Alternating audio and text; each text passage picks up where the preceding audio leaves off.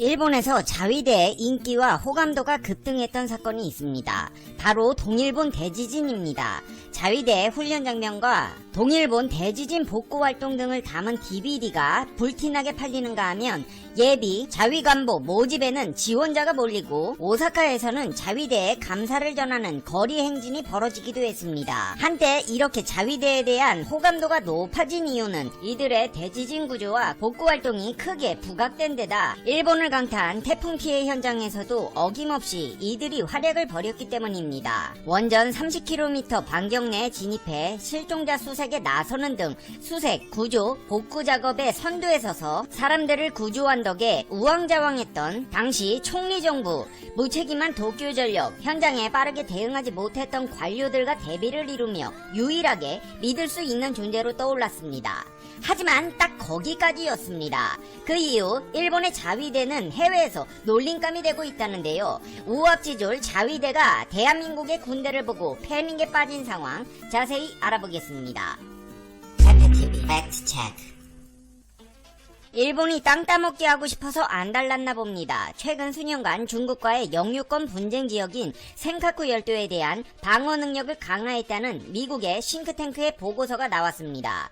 사우스 차이나 모닝포스트에 따르면 미국의 싱크탱크인 국제전략문제연구소는 최근 보고서를 통해 중국이 최근 몇 년 사이 센카쿠 열도 주변에 대해 적극적으로 선박을 동원해 순찰 활동에 나서는 상황에서 일본도 센카쿠 열도에 대한 방어 능력을 강화했다고 평가했습니다. 이 보고서에서는 일본이 레이더 성능과 신호 정보 수집 능력을 키우고 순찰 범위를 확대하는 한편 난세이 제도의 미사일 추가 배치 등을 통해 센카쿠 열도에 대한 방어 능력을 확대했다고 밝혔습니다. 보고서는 만일 일본이 선박을 이용해 센카쿠 열도에 대한 통제를 유지하려 할 경우 선박의 규모나 군비 측면에서 중국에 맞서기 어려울 것이라고 지적하면서 이에 따라 일본이 모니터링을 강화하고 난세이 제도 등에 배치된 부대의 지대한 미사일 능력을 강화하는 전략을 선택한 것이라고 분석했습니다. 실제로 중국은 최근 몇 달 사이 센카쿠 열도에 대한 활동을 강화하고 있습니다. 니케이에 따르면 센카쿠 열도 주변에 중국 선박이 100일 이상 연속으로 접근했습니다. 케빈 슈나이더 주일 미군 사령관도 온라인 기자회견에서 중국 선박이 센카쿠 열도에 100일 이상 연속으로 접근한 점을 거론하면서 중국이 전례 없는 수준으로 일본 영해를 침범하고 있다고 비판한 바 있습니다. 근데 이 자위대의 행보를 보면 영 시원치 않은 게 과연 중국으로부터 센카쿠 열도를 지킬 수 있을 것인지 의구심이 들 정도입니다. 자위대는 국민의 안전을 지키기는커녕 위협하는 사고를 벌이기로 유명하기 때문입니다. 2018년만 해도 후쿠오카현 기자 소속 항공자위대 F2 전투기 2대가 나가사키현 부근 해상에서 공중 접촉 사고를 냈고 아오모리현에서 항공자위대 소속 트럭이 길가 주택으로 돌진해 주택이 크게 부서졌습니다. 심지어 자위대는 민간 지역을 향해 포격을 하기도 했는데요. 일본 시가현 다카시카시의 육상자위대 훈련장에서 제37보병연대 소속 4개 분대가 오전과 오후로 나눠 박격포 훈련을 실시하던 도중 시험 발사된 포탄 6발 중 3번째 포탄이 표적을 벗어나 훈련장 밖으로 날아갔습니다. 무려 1km가량을 비껴난 포탄은 인근 303번 국도 주변에 떨어졌습니다. 포탄이 떨어진 피해 지역에서는 아스팔트 파편이 주차 차량을 덮쳐 유리창이 깨졌습니다. 당시 피해자는 경찰 조사에서 차를 길옆에 대는 순간 강력한 폭발음이 들리고 창문 유리창이 깨졌다. 차체 뒤쪽에 파편 흔적이 발견됐으며 40m가량 떨어진 곳에서 검은 연기가 수십 미터 솟아올랐다. 전쟁 난 줄 알았다며 당시의 상황을 설명했습니다. 육상자위대 81mm 박격포는 최대 사거리가 5.6km가량으로 지상 부근에서 폭발하고 살상용 파편이 10m 범위까지 날아갑니다.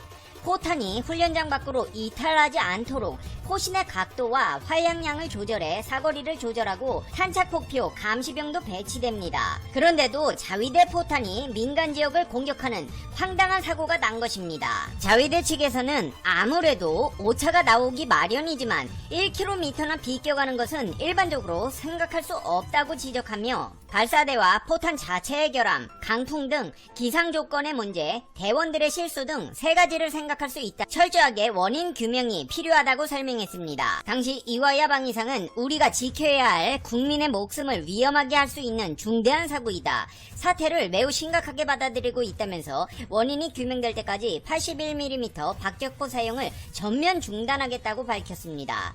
또한 피해자와 주민에게 불안을 준 것에 대해 진심으로 사과드린다며 머리를 숙였습니다. 하지만 사고 일으키는 게 한두 번이 아닌지라 일본 주민들의 불신은 깊어져만 갔습니다. 당시 해당 지역의 시장은 이전에도 비슷한 사고가 있어서 안전관리에 만전을 기하고 신속히 연락한다는 각서를 썼다. 그런데도 사고의 대응이 불충분한 점은 유감이라고 지적했습니다. 시민들 또한 자위대의 불찰에 우려를 표하며 일본 자위대는 위험하다. 밖으로는 2차 대전 승전국을 중심으로 군사적 제휴와 공동훈련의 외연을 넓혀가고 있는데 정작 안쪽에서는 이딴 사고로 망신사를 자초하고 있다. 그냥 망신 단계를 넘어서 국민의 생명과 재산을 위협하는 사고가 잇따르고 있다. 정부 강요와 자위대의 지휘부가 연일 잘못했다며 고개를 숙이고 있지만 이따위 자위대가 필요한 것이냐며 우려를 표했습니다. 이런 사고가 날만합니다. 인기가 없다 보니 애니메이션 매니아들 오합지졸들만 모여서 훈련을 하고 있기 때문입니다.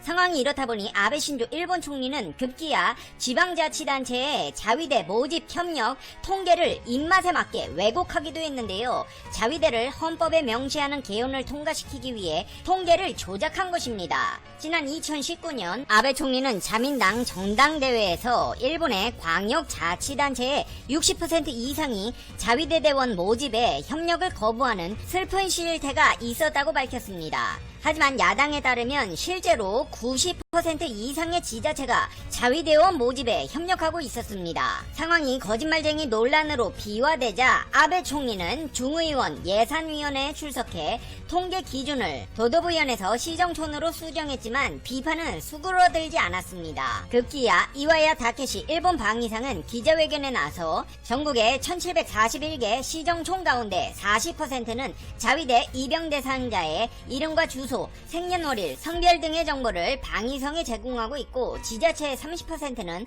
해당 자료를 미리 파악하고 있으며 지자체 20%는 방위성 직원의 정보 열람을 가능하게 하고 있다고 밝히며 아베 총리의 말을 뒤집었습니다. 아베 총리야 거짓말 드러난 게 한두 개가 아니기 때문에 그럴 수도 있겠다 할 수 있겠지만 자위대는 퇴역한 정부 전용기를 헐값에 팔아 망신을 당하는 사건까지 벌어져 세계적인 화제가 되기도 했습니다.